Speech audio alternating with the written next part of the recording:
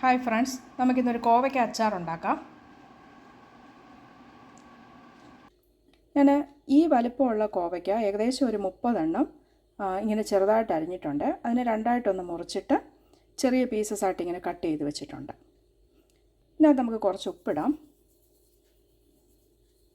ഇതൊന്ന് മിക്സ് ചെയ്തിട്ട് നമുക്കൊരു 10 മിനിറ്റ് വയ്ക്കാം. ഞാനിവിടെ ഒരു പാൻ ചൂടാക്കി അതിനകത്ത് കുറച്ച് എണ്ണ ഒഴിച്ചിട്ടുണ്ട്. ഈ കോവയ്ക്കെല്ലാം നമുക്ക് ഇതിനകത്തുനിന്ന് വറുത്തെടുക്കാം.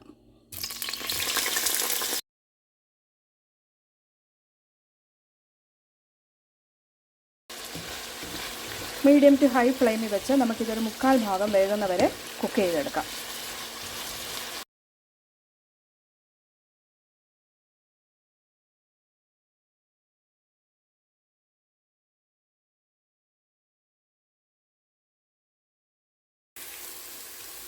ഇനി ഇത് നമുക്ക് എണ്ണയിൽ നിന്ന് കോരാം.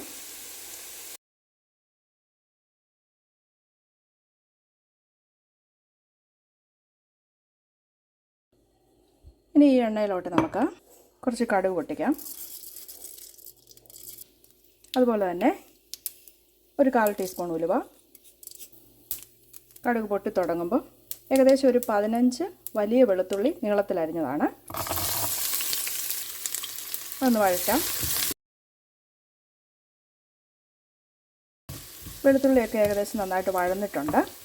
ഇനി ഇതിനകത്തോട്ട് ഇഞ്ചി അരിഞ്ഞ് ചേർക്കാം. ഇത് ഏകദേശം 2 ടേബിൾ സ്പൂൺ ഉണ്ട്. ഇഞ്ചി വെളുത്തുള്ളിയൊക്കെ നമ്മുടെ ഇഷ്ടത്തിനനുസരിച്ച് ചേർക്കാം.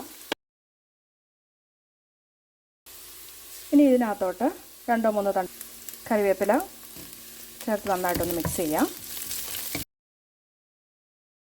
ഇത് ലോ ഫ്ലെയിമിൽ വെച്ചിട്ട് നമുക്ക് പൊടികൾ ചേർക്കാം. 1/2 ടീസ്പൂൺ മഞ്ഞൾപ്പൊടി, 3/4 ടീസ്പൂൺ ഉലുവാപ്പൊടി, കാശ്മീരി മുളക് പൊടി, ഒരു 3 ടീസ്പൂൺ, എരിവുള്ള മുളക് പൊടി 1 ടീസ്പൂൺ, കല്ലുകായം പൊടിച്ചതാണ് അത് 1 ടീസ്പൂൺ. ഇനി നന്നായിട്ടൊന്ന് മിക്സ് ചെയ്യാം.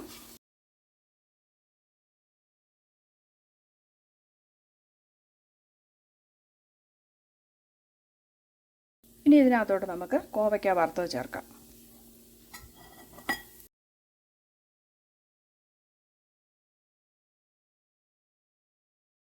ഒന്ന് മിക്സ് ചെയ്യാം.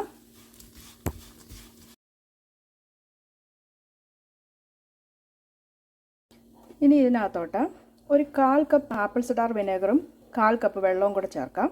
ഇത് രണ്ടും കൂടെ മിക്സ് ചെയ്തതാണ്. ആവശ്യമായ ഉപ്പ് കൂടെ ചേർക്കാം. ഒന്ന് മിക്സ് ചെയ്യാം.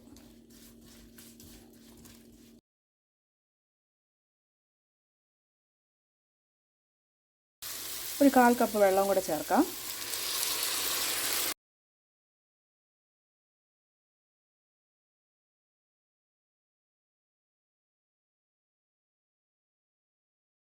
ഇപ്പോൾ നമ്മുടെ അച്ചാർ ഇവിടെ റെഡി ആയിട്ടുണ്ട്.